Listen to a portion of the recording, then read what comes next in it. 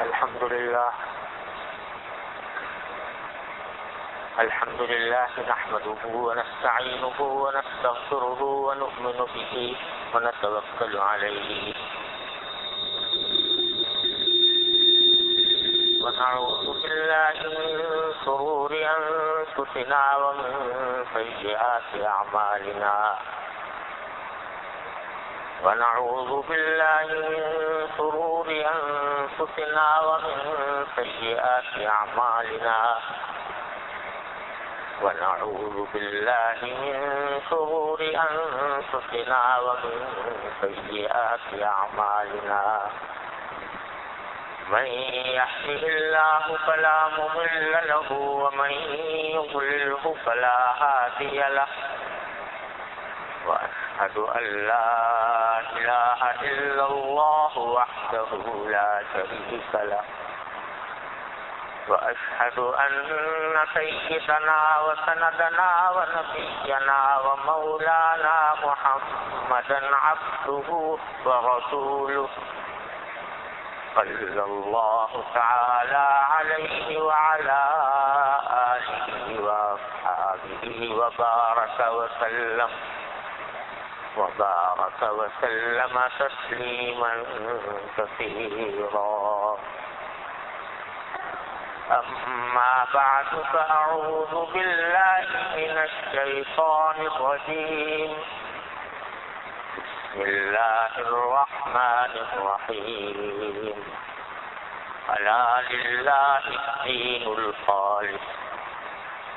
وقال رسول الله صلى الله عليه وسلم إنما الأعمال بالنيات وإنما لامرئ ما نوى فمن كانت هجرته إلى الله ورسوله فهجرته إلى الله ورسوله ومن كانت هجرته إلى دنيا يصيبها أو امرأة ينكحها فهجرته إلى ما هاجر إليه. آمنت بالله صدق الله مولانا العظيم وصدق رسوله النبي الكريم ونحن على ذلك من الشاهدين والشاكرين والحمد لله رب العالمين.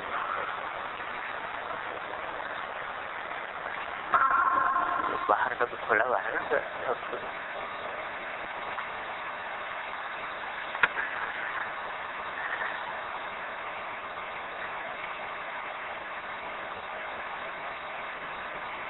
گزشتہ سے پیوستہ اتوار کو میں نے ایک حدیث پڑھی تھی جس میں نبی کریم سرور عالم صلی اللہ علیہ وسلم نے ارشاد فرمایا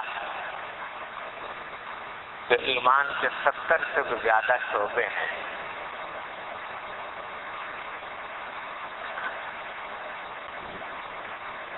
اور یہ کیا تھا کہ آئندہ کچھ عرصے تک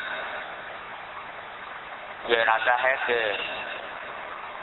جن احادیث میں رسول کریم سرور عالم صلی اللہ علیہ وسلم نے ایمان کے ان شعبوں کو بیان فرمایا ہے ان احادیث کی کچھ تشریح آپ حضرات کی خدمت پر پیش کروں. تو آج اس سلسلے کا پہلا بیان ہے اور میں نے وہ حدیث آپ کے سامنے بھی پڑھی ہے جس سے امام بخاری رحمۃ اللہ علیہ نے بھی اپنی صحیح کو شروع کیا ہے اور بہت سے محدثین نے بھی اپنی اپنی کتابیں اسی حدیث سے شروع فرمائی. یعنی انما الاعمال بالنیات والی حدیث.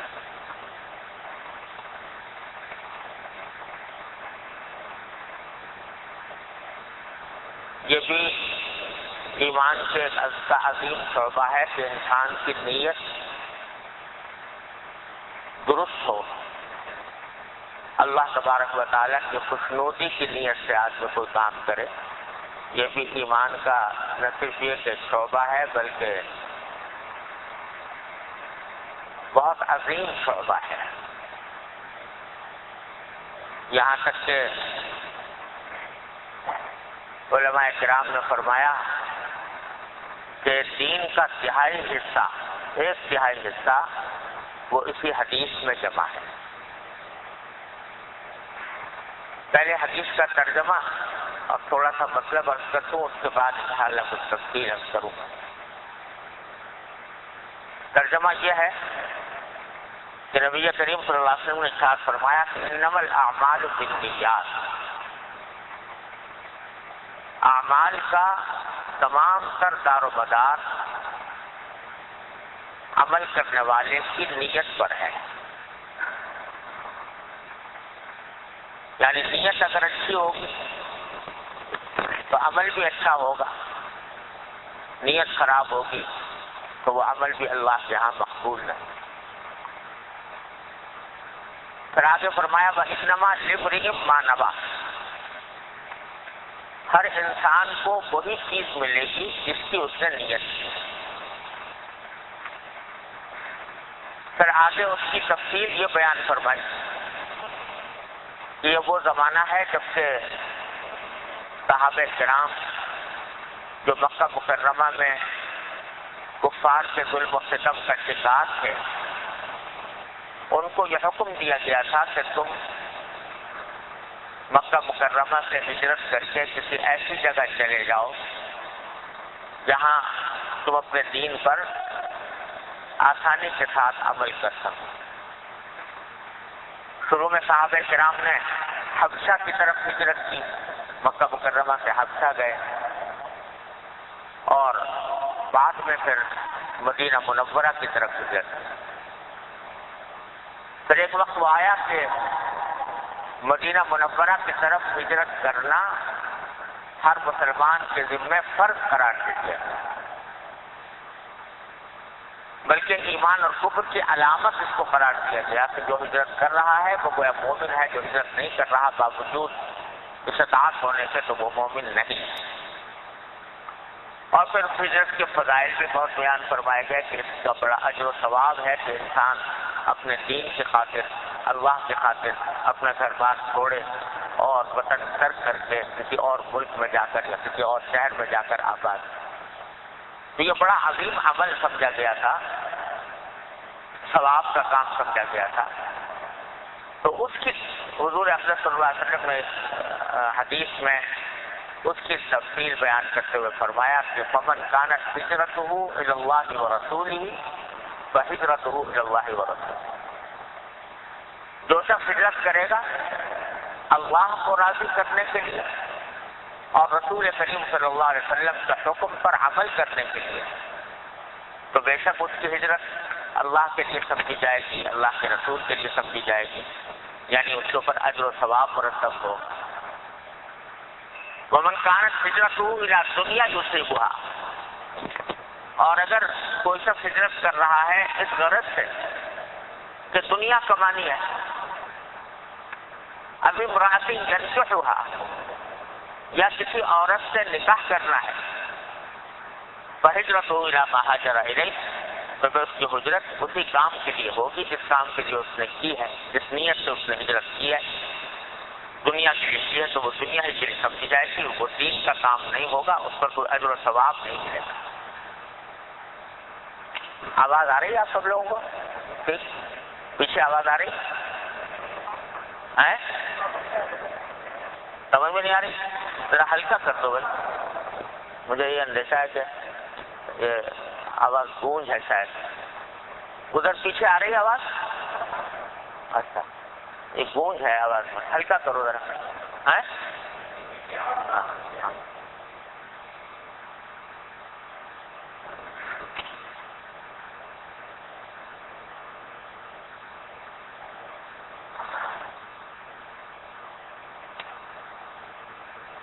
تو دنیا کی خاطر اگر کوئی ہجرت کرے تو وہ ہجرت نہیں، وہ تو ایک دنیاوی سفر ہے، جیسے آج کل لوگ سعودی عرب چلے جاتے ہیں، لیکن مقصود ہوتا ہے کمانا، کہ وہاں اچھی نوکری مل جائے گی، اچھا روزگار مل جائے گا، تجارت وہاں پر جا کر کریں گے. تو تجارت کی غرض سے جا رہا ہے آدمی، نوکری کی غرض سے جا رہا ہے، کمانے کی غرض سے جا رہا ہے، تو وہ ٹھیک ہے، کوئی حرام نہیں ہے، کوئی ناجائز نہیں ہے، لیکن ثواب بھی نہیں.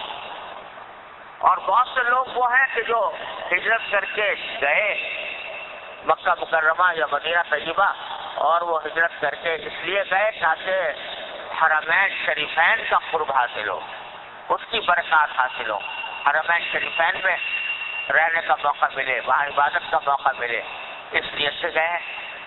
تو ان کی جو ہجرت ہے، وہ جو گئے ہیں، وہ اللہ کے لیے ہے، اللہ کے رسول کے لیے ہے، اجر و ثواب کا کام ہے، اور ان کا صرف وہاں جا کر آباد ہو جانا ہی یہ بہت بڑا ثواب کا عمل ہے.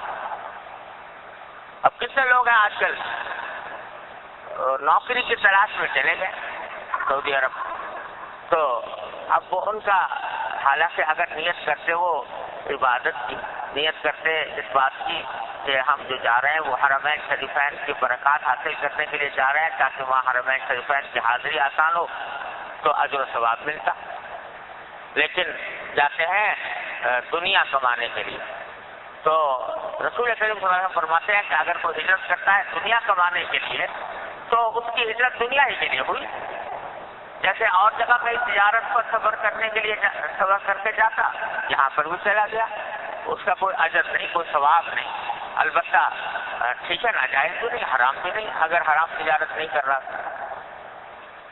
اور پھر آپ نے فرمایا کہ کوئی ہجرت کرے عورت سے نکاح، کسی عورت سے نکاح کرنے کے لیے، تو وہ ہجرت بھی کوئی ثواب کا کام نہیں ہے، جائز ہے، ناجائز نہیں ہے، لیکن ثواب بھی ہے. اور روایات میں آتا ہے کہ اصل میں یہ آپ نے اشارہ فرمایا تھا ایک خاص صحابی کی طرف، جن کے بارے میں یہ روایات میں آتا ہے کہ وہ مکہ مکرمہ میں رہتے تھے اور مدینہ طیبہ کی ایک خاتون سے انہوں نے نکاح کا پیغام دیا تھا. نکاح کا پیغام دیا تھا. خاتون نے یہ شرط لگائی کہ میں آپ سے نکاح کرنے کے تیار تو ہوں، لیکن شرط یہ ہے کہ آپ ہجرت کر کے مدینہ منورہ آئیں، یہاں آ کر آباد. انہوں نے اس شرط کو قبول کر لیا اور شرط قبول کر کے مدینہ طیبہ آ گئے. تو وہ جو ہجرت انہوں نے کی وہ در حقیقت اس لیے کی کہ ان کا ایک خاتون سے نکاح کرنا تھا. خاتون کا نام تھا ام قیس. تو ام قیس سے نکاح کرنا تھا، اس غرض سے وہ ہجرت کر کے مدینہ منورہ آ گئے. تو لوگوں نے ان کا نام بھی رکھ دیا تھا مہاجر ام قیس، کہ یہ ام قیس کے مہاجر ہیں، ام قیس کے خاطر انہوں نے ہجرت کی. تو رسول کریم صلی اللہ علیہ وسلم نے اسی کی طرف اشارہ کرتے ہوئے فرمایا کہ اگر کوئی آدمی اس لیے ہجرت کر رہا ہے کہ وہ کسی عورت سے نکاح کرے گا تو ٹھیک ہے، ناجائز تو وہ بھی نہیں ہے، لیکن اس کو ہجرت کا جو عظیم ثواب ہے وہ حاصل نہیں ہوگا. یہ ہے حدیث کا ترجمہ. جو اصل جملہ ہے وہ ہے انما الاعمال بالنیات، کہ اعمال کا دار و مدار نیتوں پر ہے. اور یہ وہ حدیث ہے جو اکثر و بیشتر لوگوں کو یاد بھی ہوتی ہے، عام آدمیوں کو بھی یاد ہوتی ہے، انما الاعمال بالنیات. لیکن یہ کتنی عظیم بات فرماتی ہے رسول کریم صلی اللہ علیہ وسلم نے، اور کیسا عظیم نسخہ عطا فرما دیا ہے ہمیں اور آپ کو، اس کا صحیح اندازہ ہر ایک کو نہیں ہوتا. اس کے دو حصے ہیں، دو اس کے نتیجے ہیں اس جملے کے. ایک نتیجہ تو یہ ہے کہ جتنے بھی ثواب کے کام ہیں، چاہے وہ فرض ہو یا واجب ہو یا سنت ہو یا مستحب، جس سے بھی ثواب کے کام، ان پر ثواب اسی وقت ملے گا جب کوئی شخص ان کو اللہ تبارک و تعالیٰ کی خوشنودی کی خاطر انجام دے. تب تو ہے ثواب. اور اگر وہ کام تو وہی کر رہا ہے لیکن نیت اللہ تبارک و تعالیٰ کو راضی کرنے کی نہیں ہے، اللہ تعالیٰ کی خوشنودی کی نہیں ہے، تو اس عمل پر ثواب نہیں ہے. وہ اللہ تعالیٰ کے ہاں ثواب کا کام نہیں ہے، عمل وہ مقبول نہیں ہے، چاہے جائز ہو لیکن مقبول نہیں. نہیں بلکہ جو عبادت کا کام ہے، معاف کیجیے گا مجھ سے غلطی ہوئی، جو عبادت کا کام ہے، فرض ہے، واجب ہے، سنت ہے، مستحب ہے، یہ کام اگر اللہ کو راضی کرنے کے لیے نہیں ہے، کسی اور مقصد سے ہے، تو وہ نہ صرف یہ کہ ثواب نہیں، الٹا گناہ ہے. وہ گناہ ہے. فرض کرو کوئی شخص نماز پڑھتا ہے لیکن نماز اس نیت سے پڑھتا ہے کہ میرا کھانا ہضم ہوگا، ورزش ہوگی، تو میں اٹھوں گا بیٹھوں گا تو اس سے ورزش ہوگی، ورزش ہونے سے کھانا ہضم ہوگا. اگر کوئی اس نیت سے پڑھتا ہے تو وہ نماز ہی نہیں ہوئی. نہ صرف یہ کہ نماز نہیں ہوئی، نماز کا ثواب نہیں ملا، بلکہ الٹا وبال کا اندیشہ ہے کہ جو چیز ایک عبادت کے لیے اللہ تبارک و تعالیٰ نے وضع فرمائی تھی اس کو انسان ایک دنیاوی مقصد کے لیے استعمال کر رہا ہے. تو نیت کیا ہونی چاہیے نماز میں کہ میں اللہ کا حکم ہے، اللہ تبارک و تعالیٰ کا میں بندہ ہوں، اس کی عبادت میرا فریضہ ہے، اس لیے میں یہ نماز پڑھ رہا ہوں. یہ نیت کرے گا تو نماز کا ثواب بھی ملے گا، اس کے انوار و برکات بھی حاصل ہوں. لیکن اگر نیت یہ ہے کہ ورزش ہو تو یہ نماز ہی نہیں. اور یہ بھی خوب سمجھ لیجیے کہ بہت سے کام عبادات کے ایسے ہیں جن سے کوئی دنیا کا فائدہ بھی حاصل ہو جاتا ہے. یہی نماز ہے، نماز سے کچھ نہ کچھ تھوڑی بہت ورزش بھی ہو جاتی ہے، لیکن وہ اس کا مقصد نہیں، اس کا اصل غرض نہیں ہے، اصل غرض و غایت نہیں ہے. وہ ایک ثانوی ضمنی فائدہ ہے، حاصل ہو گیا، لیکن مقصد وہ نہیں ہے کہ نماز کا مقصد یہ ہو کہ آدمی ورزش کرے. اور اس سے بھی زیادہ بری بات یہ ہے کہ کوئی شخص نماز اس لیے پڑھے تاکہ لوگوں کو دکھائے کہ میں بڑا عبادت گزار آدمی ہوں، میں بڑا پرہیزگار آدمی ہوں، عابد زاہد ہوں. لوگوں کے سامنے اپنی عبادت کا دکھاوا کرے، جس کو ریا کہتے ہیں، ریاکاری کہتے ہیں. یہ تو اللہ بچائے نہ صرف یہ کہ نماز کے سارے ثواب کو غارت کرنے والی چیز ہے، بلکہ الٹا وبال ہے بہت بڑا. ایک حدیث میں اس کے اوپر بڑی سخت وعید آئی ہے. رسول کریم صلی اللہ علیہ وسلم کا یہ ارشاد منقول ہے حدیث میں کہ من صلی یراہی فقد اشرک باللہ ومن صام یراہی فقد اشرک باللہ. جو شخص نماز پڑھے ریاکاری کی خاطر، دکھاوے کی خاطر، اس نے اللہ کے ساتھ شریک ٹھہرایا مخلوق، کیونکہ وہ چاہ یہ رہا ہے کہ میری اس نماز کو دیکھ کر لوگ میرے متحد ہو جائیں، لوگ مجھے عبادت گزار سمجھیں، لوگ مجھے پسند کریں، میری تعریف کریں. تو نماز پڑھنی تو تھی اللہ کو راضی کرنے کے لیے، اور یہ اللہ کے بجائے مخلوق کو راضی کرنے کی فکر میں ہے، تو اس نے اللہ کے ساتھ شریک ٹھہرا دیا مخلوق. تو یہ طرح کا شرک ہے. من صلی یراہی فقد اشرک باللہ. تو یہ اس کو شرک کے قریب پہنچا دیا، شرک کے قریب قرار دیا نبی کریم صلی اللہ علیہ وسلم. اتنا بڑا گناہ ہے، اتنا بڑا وبال ہے کہ آدمی دکھاوے کے لیے. ارے نماز تو بندے کا اور اس کے خالق کا کے درمیان ایک رشتہ ہے. نماز اس طرح پڑھنی چاہیے کہ بندے کو ماں سوا سے بے نیاز ہو کر براہ راست اللہ تبارک و تعالیٰ سے تعلق قائم کر کے، اللہ تعالیٰ سے رشتہ جوڑ کر، اللہ تبارک و تعالیٰ کی دھن ہو، اسی کا دھیان ہو، اسی کا خیال ہو، اسی کو راضی کرنے کی فکر ہو کس طرح پڑھے؟ دنیا دیکھے نہ دیکھے، دنیا تعریف کرے نہ کرے، اس کی پرواہ نہ ہو انسان کو، تو وہ ہے نماز جو اخلاص کے ساتھ ہوتی ہے۔ تو جتنے بھی نیک کام ہیں، چاہے فرض ہو، واجب ہو، سنت ہو، مستحب ہو، ان میں نیت کا صحیح ہونا ضروری ہے، اس کے بغیر وہ ثواب کے کام نہیں بنتے۔ عبادتوں کا تو معاملہ ہے کہ کوئی آدمی عمرے کرے، حج کرے اور ریاکاری کے لیے کرے، کوئی آدمی جو ہے روزے رکھے تو لوگ ریاکاری کے لیے رکھے، زکوٰۃ ادا کرے، صدقہ کرے تو ریاکاری کے لیے کرے، یہ تو ہر مسلمان جانتا ہی ہے، اور اللہ تبارک و تعالیٰ اس سے بچنے کی توفیق عطا فرمائے۔ یہاں یہ بتا دوں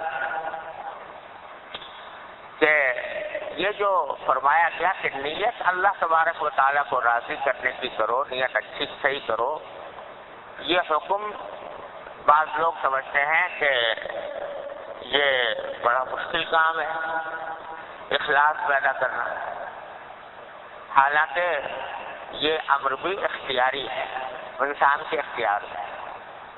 شیطان دل میں ڈال رہا ہے بچوں سے کہ اس لیے نماز پڑھو تاکہ لوگ دیکھیں، لیکن آپ اس وسوسے کی پرواہ نہ کرتے ہوئے اپنی طرف سے، اپنے اختیار سے دھیان اللہ تعالیٰ کی طرف کرو، دھیان اس بات کا کرو کہ میں یہ اللہ کو راضی کرنے کے لیے پڑھ رہا ہوں۔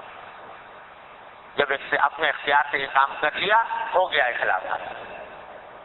اب اگر بعد میں وسوسے آ رہے ہیں، خیالات آ رہے ہیں، ان کی پرواہ مت کرو۔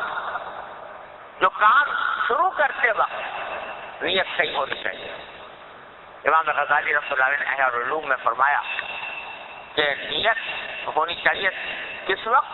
جب کہ آدمی عمل شروع کر رہا ہو، اس وقت میں نیت صحیح کرے کہ میں یہ کام اللہ تبارک و تعالیٰ کو راضی کرنے کے لیے کر رہا ہوں، اللہ تعالیٰ کی خوشنودی حاصل کرنے کے لیے کر رہا ہوں اور ثواب کی خاطر کر رہا ہوں۔ اس وقت دل میں اہتمام کے ساتھ اس کی نیت ہے۔ عمل شروع کر دیا، اب شروع کرتے وقت دل میں وسوسے آنے شروع ہو گئے، خیالات آنے شروع ہو گئے، جو فلاں لوگ دیکھ رہے ہیں مجھے اچھا سمجھیں گے، تو اس خیال کے آنے دو، اس سے کچھ فرق نہیں پڑتا، اس سے کوئی نقصان نہیں ہوتا، اس کی پرواہ بھی مت کرو، اپنے کام میں چلے رہو۔ ہاں اگر خیال آئے تو ایک دوسرا خیال بھی کر لو۔ ہمارے حضرت والا حضرت کی عمر صلی اللہ تعالیٰ وسلم فرمایا کرتے تھے کہ اگر یہ خیال آ جائے کہ یہ لوگ مجھے دیکھیں گے اور مجھے اچھا سمجھیں گے اور مجھے عبادت گزار سمجھیں گے، ان کے لیے میری تعریف کریں گے، تو ساتھ ہی دوسرا خیال بھی کر لو۔ وہ دوسرا خیال یہ کر دیں گے، یہ سارے کے سارے تعریف کر دیں گے اور اچھا سمجھ لیں گے، تو کیا ہو جائے گا؟ نتیجہ کیا؟ اچھا سمجھ لیا انہوں نے تو حاصل کیا اس کا؟ اچھا سمجھ لیا، یہ اچھا سمجھے یا برا سمجھے؟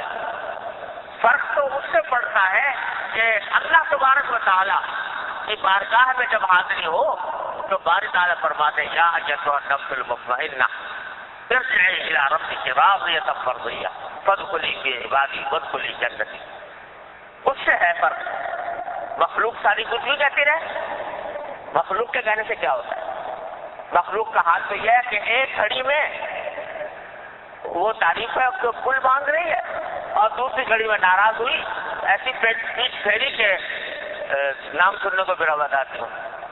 مخلوق کا حال تو یہ ہے، آج ہی ایک کو چڑھا کے پڑھاتے اس کو بادشاہ بنا دیا اور کل کو تو جیل میں بالکل ٹوز دیا اسی مخلوق نے۔ تو کیا بھروسہ اس مخلوق کی تعریف کا؟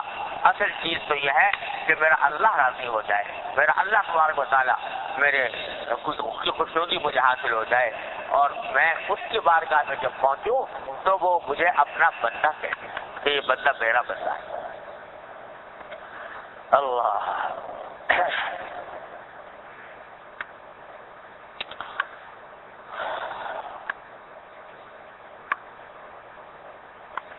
اللہ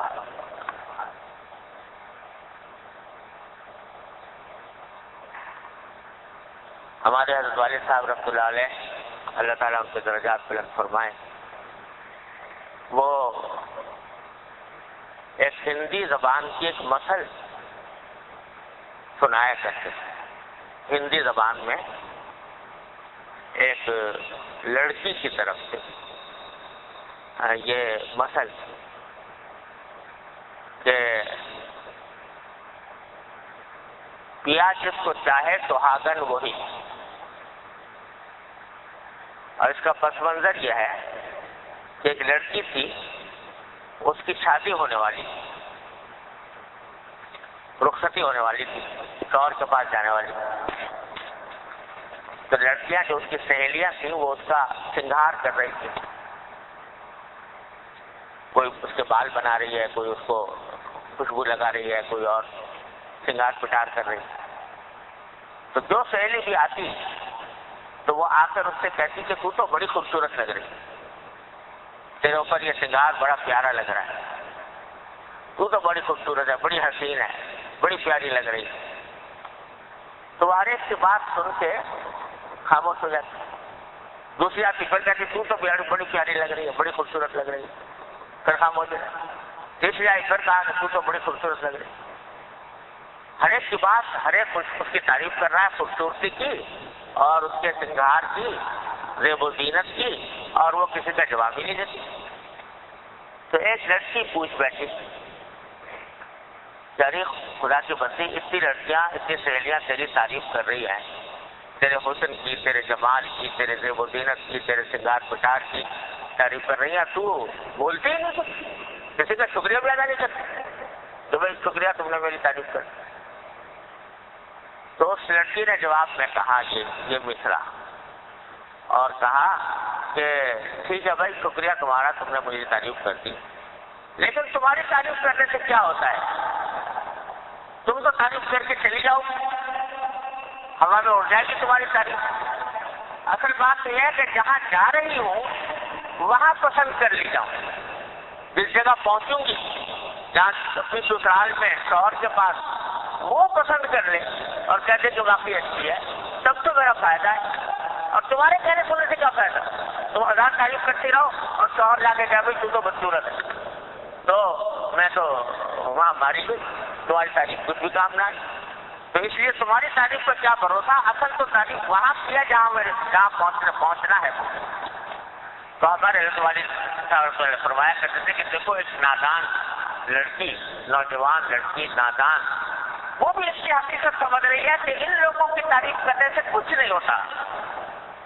اصل تعریف تو اس جگہ کی ہے جہاں مجھے جانا ہے. تو ایک مومن کو ہر آن یہ سوچنا چاہیے کہ اگر یہ مخلوق نے تعریف کر بھی دی اور مجھے اچھا کہہ بھی دیا، جو لوگ مجھے کہہ رہے ہیں تم بڑے عابد زاہد ہو، تم بڑے پکے مومن ہو، تم بڑے نیک ہو، کیا صلہ دے دیں گے مجھے وہ میری نیکی کا؟ کیا فائدہ پہنچا دیں گے اس عبادت کی گزارش کا، یا اس نیکی کا، یا اس عمل کا جس کی وہ تعریف کر رہے ہیں؟ کیا فائدہ پہنچا دیں گے مجھے؟ اور اگر کہیں بھائی تم تو بہت خراب آدمی ہو، تو خراب آدمی کہنے سے مجھے کیا نقصان پہنچا دیں گے؟ لیکن اللہ تبارک و تعالیٰ کہتے ہیں کہ ہاں یہ میرا بندہ میرا ہے، یہ بندہ میرے لیے ہے، اس نے جو کچھ کیا میرے لیے کیا. تو پھر ہے کہ روح و ریحان و جنت و نعیم، پھر اس کے لیے ابدی خوشیاں ہیں، ابدی مسرت.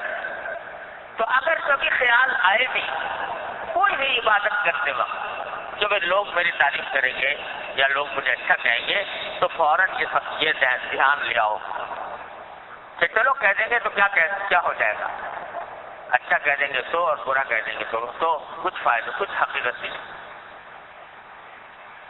تو یہ تعریف تو ان کی یہی رہ جائے گی، زیادہ اس کی فکر نہیں کرنی. اصل فکر یہ ہے کہ اللہ تبارک و تعالیٰ کی بارگاہ میں پہنچوں گا تو آپ کے سامنے میرا کیا ٹھکانہ ہوگا. تو ہر عبادت میں ہر ہے یہ کام، لیکن ہمارے ہاں بے شمار کام ایسے ہیں جو ہیں بڑے ثواب کے کام، لیکن ہم نے اپنی نیت کی خرابی سے ان کو برباد کیا ہوا ہے، اور اس کے نتیجے میں کوئی ثواب حاصل نہیں ہوتا، بلکہ الٹا بعض اوقات گناہ لازم ہو جاتا ہے. مثلا دیکھو حدیث میں آتا ہے کہ نبی کریم صلی اللہ علیہ وسلم کا ارشاد ہے کہ تحادوا تحابوا،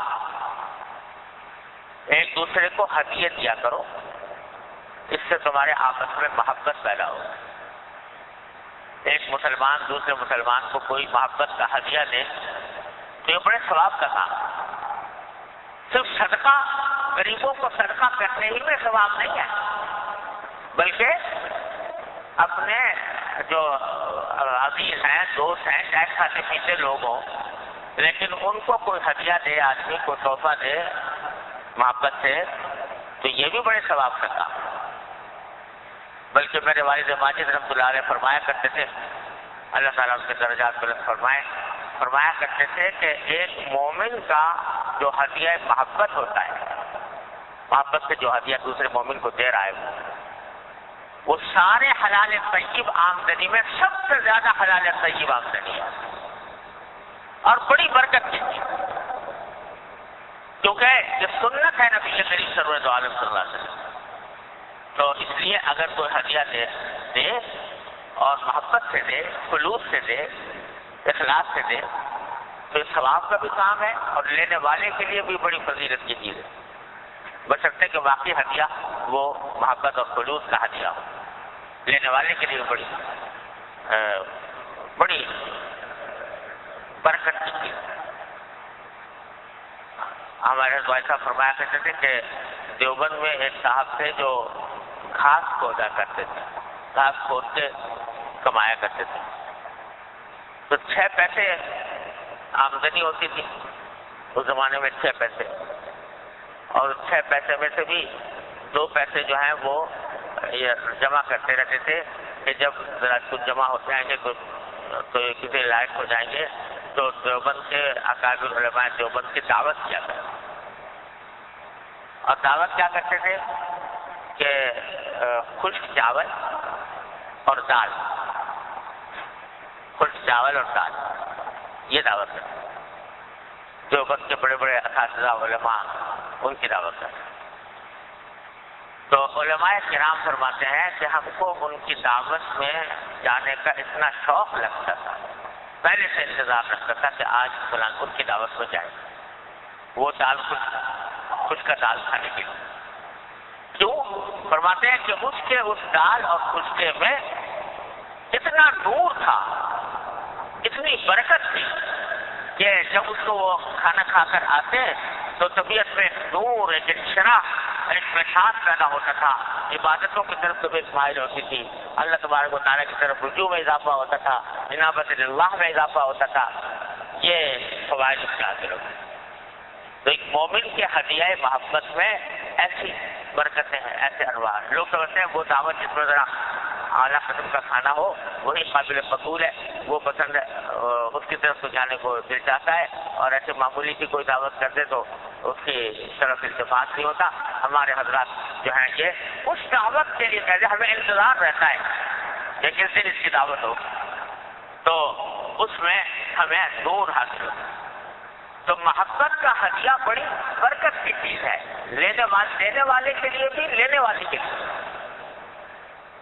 لیکن ہم لوگوں نے اس ہدیے کو اپنے معاشرتی رسموں میں ایسا بنا دیا کہ نہ صرف یہ کہ اس میں ثواب کوئی نہیں، الٹا گناہ ہونے کا اثر۔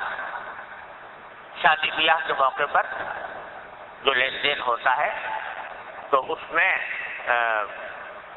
یہ نیت عام طور پر یہ ہو جاتی ہے، بھائی اگر نہیں دیں گے تو ناک کٹ جائے گی، نہیں دیں گے تو ناراض ہو جائے، کیا کہے گی دنیا کہ بھائی اس نے شادی کے موقع پہ تحفہ بھی نہ دیا۔ یہ نیت ہو گئی، اب دے بھی رہے ہیں، پیسے بھی خرچ کر رہے ہیں، لیکن نیت جو ہے وہ اللہ کو راضی کرنے کی نہیں ہے، نیت جو ہے وہ اللہ تبارک و تعالیٰ کی خوشنودی کی نہیں ہے، نبی کریم صلی اللہ علیہ وسلم کے ارشاد پر عمل کرنے کی نہیں ہے، سنت پر عمل کرنے کی نہیں ہے، بلکہ نیت یہ ہے کہ تاکہ لوگوں میں بدنامی سے بچ جائے، یا یہ نام ہو جائے کہ فلاں نے شادی کے موقع پر اتنا شاندار تحفہ دیا، تو اس نام کی خاطر نمود کی خاطر، دکھاوے کی خاطر یہ سب کچھ ہو رہا ہے۔ نتیجہ یہ کہ جس کام پر ثواب ملنا چاہیے تھا اس پر ثواب کو کیا ملتا، الٹا گناہ ہونے کا اختیار ہے۔ جب اس نیت سے کوئی دے گا کہ دل تو نہیں چاہ رہا اندر سے دینے کا، دل نہیں چاہ رہا، لیکن اس خیال سے دے رہا ہے کہ کوئی مجبوری ہے، معاشرے کی مجبوری ہے، تو اس کے نتیجے میں وہ دینا بھی ناجائز، لینا بھی ناجائز، ایسا وہ گناہ ہوتا ہے۔ تو صبح سے لے کر شام تک کی زندگی میں نہ جانے کتنے کام ہیں۔ دیکھو، صلہ رحمی یعنی اپنے عزیز رشتہ داروں کے ساتھ اچھا برتاؤ کرنا، ان کے کام آ جانا، ان کو کوئی فائدہ پہنچا دینا، ان کی کوئی مدد کر دینا، بڑے ثواب کا کام۔ حدیث میں آتا ہے، رسول کریم صلی اللہ علیہ وسلم نے فرمایا کہ کان اللہ تعالی فی عون عبدہ ما کان فی عون اخیہ او کما قال صلی اللہ علیہ وسلم، کہ اللہ تعالیٰ اس بندے کی مدد کرتے رہتے ہیں جو اپنے بھائی کی مدد میں لگا ہوا۔ تو اب صلہ رحمی اپنے خاص طور پر اگر اپنے عزیز رشتہ داروں کے ساتھ کوئی اچھا برتاؤ کر رہا ہے یا ان کی مدد کر رہا ہے تو یہ بڑا زبردست اجر و ثواب کا کام ہے۔ اور قرآن کریم میں اس کی جا بجا تاکید آئی، وَيَصِلُونَ مَا أَمَرَ اللَّهُ بِهِ أَن يُوصَلَ، اللہ تبارک و تعالیٰ نے جن رشتہ داروں کے حقوق کی ادائیگی کا حکم دیا ہے، جو نیک لوگ ہیں وہ ان کی حقوق کی ادائیگی کرتے ہیں، صلہ رحمی کرتے ہیں، اس کا بڑی تعریف کے ساتھ ذکر کیا ہے قرآن کریم۔ وَآتِ ذِی الْقُرْبَىٰ حَقَّهُ، یعنی جو قرابت دار رشتہ دار ہیں ان کو ان کا حق پہنچاؤ، حق ادا کرو، اور ان کا حق ایک نہیں، بے شمار حقوق ہیں رشتہ داروں کے۔ لیکن ہم جب ادا کرتے ہیں یہ حقوق، کسی رشتہ دار کے ساتھ کوئی معاملہ کرتے ہیں تو دل میں یہ رہتا ہے کہ تاکہ یہ رشتہ دار جو ہے یہ ہمارا شکریہ ادا کرے، تاکہ یہ بھی ہمیں بدلے میں ہمارے ساتھ اچھا سلوک کرے۔ تو اب اگر کسی شخص کے ساتھ اچھا سلوک کیا اپنے رشتہ دار کے ساتھ اور جواب میں اسے شکریہ ادا نہ کیا، یا شکریہ ادا کیا لیکن کوئی جوابی کارروائی ایسی نہیں کی جو اس کا موقع آئے تو اس کے موقع کے اوپر کوئی جوابی طور پر کوئی صلہ رحمی کا کام کرے، تو دل میں شکایت پیدا ہو گئی، روٹ بیٹھے کہ بھائی ہم نے تو ایسا کیا تھا اور ہمارے اور دوسرے نے ہمارے احسان کا، ہمارے صلہ رحمی کا کوئی بدلہ ہی نہ کیا۔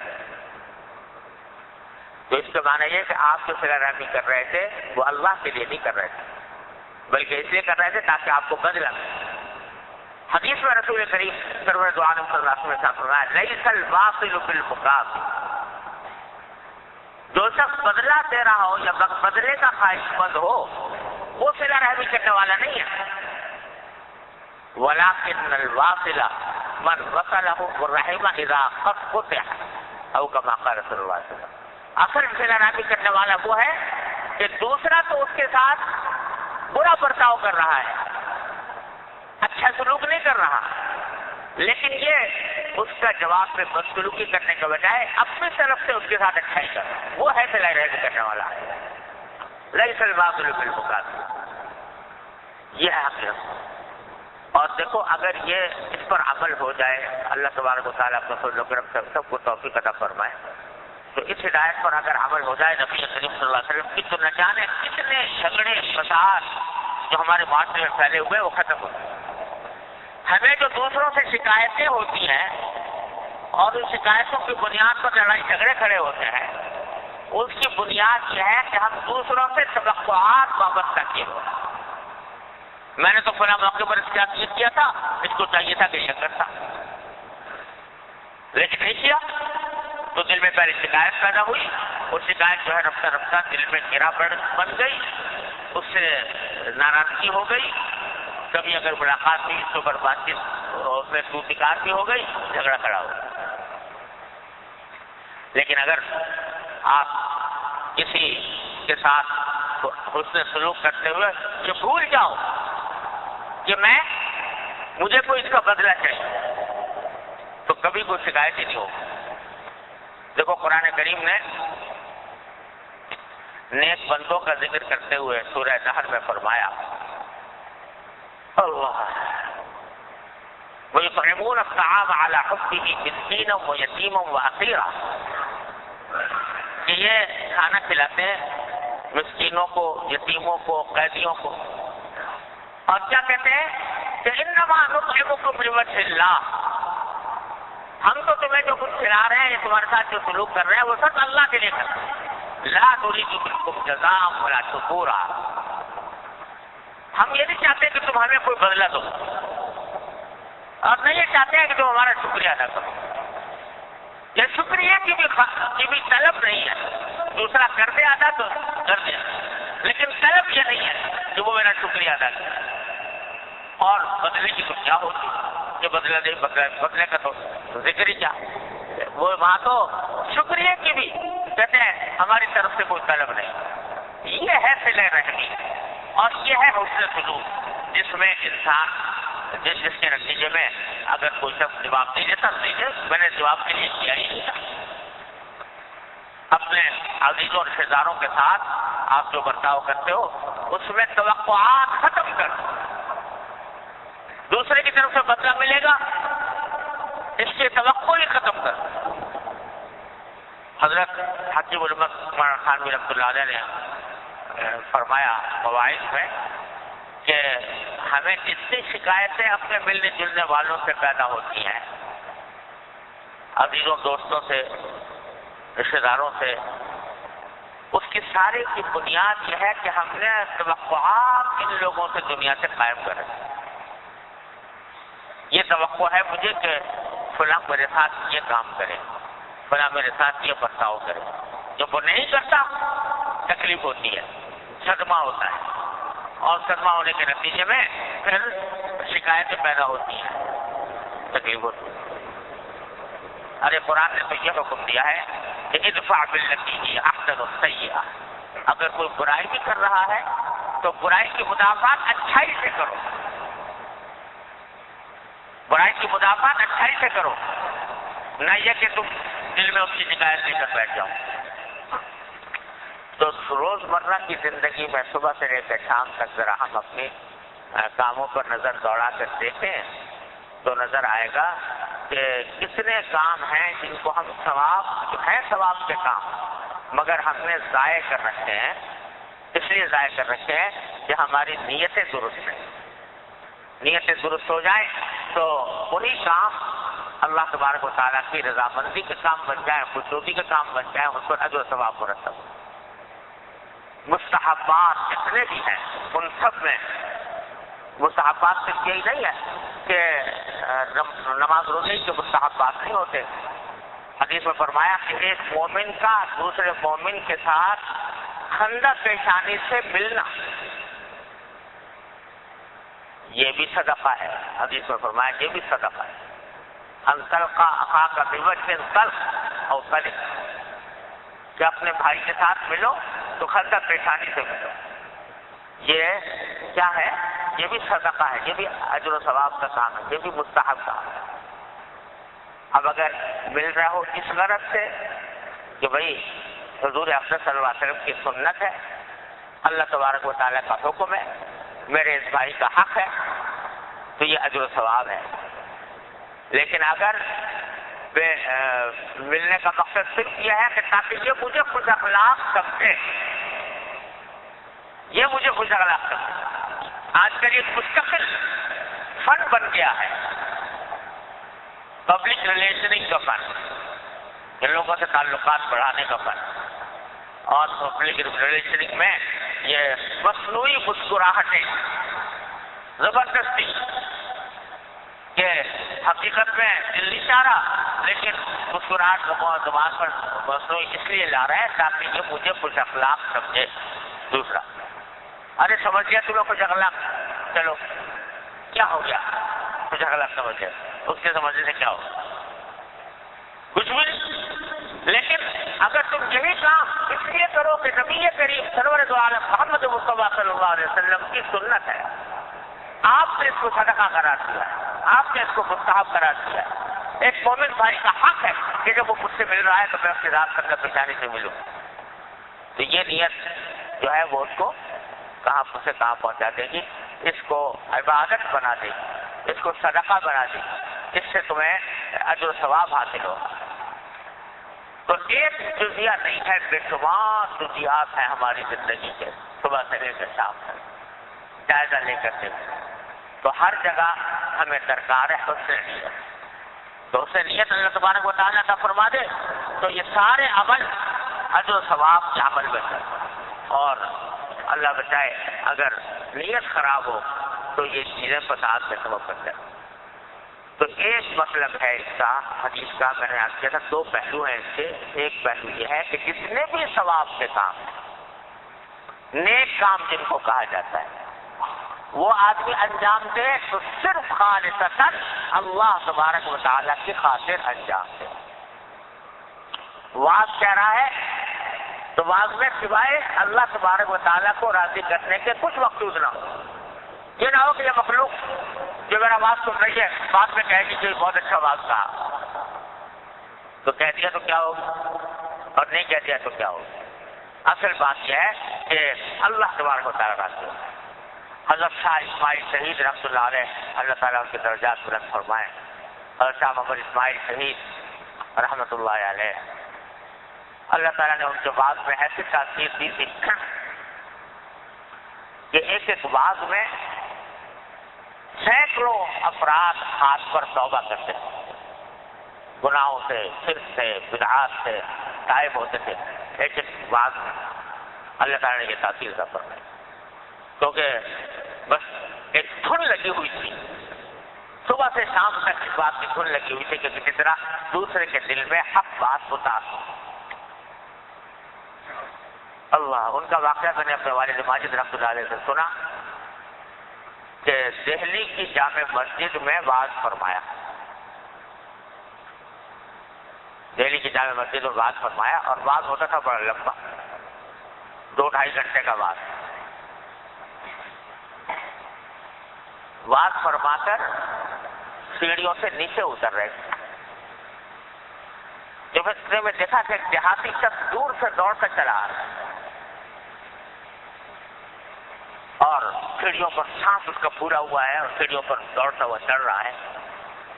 اسے جب لوگوں کو مسجد سے سیڑھیوں سے اترتے دیکھا تو ایک دم سے گھبرایا, اور حضرت ہی آگے تھے, حضرت شاہ اسماعیل شہید صاحب آگے تھے. ان سے پوچھا کیا مولوی اسماعیل کا بات ختم ہو گیا؟ تو انہوں نے کہا بھائی ختم ہو گیا. کہا کہ انا للہ, میں تو بہت دور سے, کئی میل سے مولوی اسماعیل کا بات سننے کے لیے آیا تھا, اور میرا گاؤں, کئی گاؤں سے آ رہا ہوں, اور کئی میل دور گاؤں ہے, وہاں سے بات سننے کے لیے آیا تھا. میری ساری محنت غارت ہو گئی. حضرت نے جب یہ بات سنی تو فرمایا کہ کیا تم صرف مولوی اسماعیل کا بات سننے آئے تھے؟ کہا کہ ہاں. کہا کہ اچھا گھبراؤ نہیں, دیکھو میرا ہی نام محمد اسماعیل ہے, یہاں بیٹھ جاؤ میرے پاس, سیڑھیوں پر بیٹھ جاؤ, میں تمہیں سنا دیتا ہوں میں نے کیا بات کہا. اس ایک آدمی کو بٹھا کر سارا واز جو 2-2.5 گھنٹے کا واز تھا وہ اس ایک آدمی کے سامنے دوبارہ دوہرایا. تو کسی نے حضرت شاہ صاحب سے پوچھا کہ حضرت آپ نے بھی کمال کیا کہ ایک آدمی کی خاطر اتنا لمبا چوڑا واز جو ہے سارا کا سارا دوبارہ دوہرا دیا. حضرت نے جواب دیا کہ ارے بھائی, میں نے تو جو پہلے واز کہا تھا وہ بھی ایک ہی کے لیے کہا, اور اب جو دوسری بار کہا یہ بھی ایک ہی کے لیے کہا. مجھے اس سے زیادہ کوئی نہیں چاہیے. یہ ہے اخلاص کہ دین میں مقصود کیا ہے, اللہ تبارک و تعالیٰ کو راضی کرنا. لوگوں کی تعریف مجمع ہے سامنے یا نہیں ہے, اللہ تبارک و تعالیٰ کی ذات کی خاطر یہ کام ہو رہا ہے. ذالک فی ذات الالہ, یہ تو اللہ کی ذات کے لیے ہو رہا ہے, وہ اسی کو راضی کرنا مقصود ہے. اس نے سن لی, اس نے سن لیا, اور اس نے قبول فرما لیا تو بس مقصد حاصل ہو، وہ چاہے سننے والا ایک ہو یا 10,000۔ یہ ہے یہ مقصود ہے اصلی ہر کام میں، ہر نیک عمل میں، سوائے اللہ جل جلالہ کے کوئی اور نہ ہو، للہ مقصود۔ اب یہ مدرسے اپنے بنائے ہوئے ہیں، پڑھ رہے ہیں اور پڑھا رہے ہیں، اس میں مقصود اگر اللہ جل جلالہ کی رضا ہے تو یہ سب کام کارآمد ہے، اور اللہ بچائے اگر شہرت مقصود ہے، اگر یہ مقصود ہے کہ بھائی یہ دنیا یہ کہے کہ بہت بڑا دارالعلوم ہے، بہت سارے طلباء آتے ہیں، بڑے بڑے اساتذہ ہیں، یہ دنیا کی ناموری مقصود ہو تو سب آسار ہے، کوئی حاصل نہیں۔ تو اس واسطے بھائی اس بات کی ہر نیک عمل میں اس بات کا اہتمام کرنے کی ضرورت ہے کہ اللہ تبارک و تعالیٰ کی راضی کرنے ہی کی نیت ہو، اس کے سوا کوئی اور نیت ہو۔ اور جیسا میں نے عرض کیا یہ عمل اختیاری ہے، شیطان بہکائے گا، طرح طرح کے وسوسے دل میں ڈالے گا، خیالات دل میں آئیں گے، لیکن ان کی پرواہ نہ کرو، ان سے اپنا ذہن کو جھٹک کر اللہ تبارک و تعالیٰ کی رضا کی فکر کر، اور کہہ دو کہ یا اللہ میں تو یہ آپ کے لیے کر رہا ہوں، اگر شیطان مجھے بہکائے یا نفس میرا ڈگمگائے تو اللہ آپ کی تذکیری فرمائیے اور میری نیت کو خالص ہو جائے۔ اور جب یہ نیت خالص ہو جاتی ہے تو حدیث میں رسول کریم سرور دو عالم صلی اللہ علیہ وسلم کا ارشاد ہے کہ اخلص دینک یکفیک العمل القلیل، دین کو خالص کر لو، خلوص پیدا کر لو تو تھوڑا عمل بھی کافی ہو جائے، اور اگر خلوص نہیں ہے تو لمبے چوڑے اعمال بھی بیکار ہیں۔ یا اللہ اپنے فضل و کرم سے، اپنے رحمت سے ہم سب کو خلوص عطا فرما دے۔ اللہم صلی علی سیدنا مولانا محمد وعلی آل محمد كما صليت على إبراهيم وعلى آل إبراهيم إنك حميد مجيد۔ ربنا ظلمنا أنفسنا وإن لم تغفر لنا وترحمنا لنكونن من الخاسرين۔ ربنا آتنا في الدنيا حسنة وفي الآخرة حسنة وقنا عذاب النار۔ یا ارحم الراحمین اپنے فضل و کرم سے، اپنی رحمت سے ہمارے تمام گناہوں کو معاف فرما دے۔ یا اللہ ہمارے تمام چھوٹے بڑے، اگلے پچھلے، خفیہ علانیہ ہر طرح کے گناہوں کو معاف فرما دے۔ اے اللہ ہماری تمام ظاہری اور باطنی گناہوں کو معاف فرما دے۔ اے اللہ ہماری ظاہری اور باطنی بیماریاں دور فرما دے۔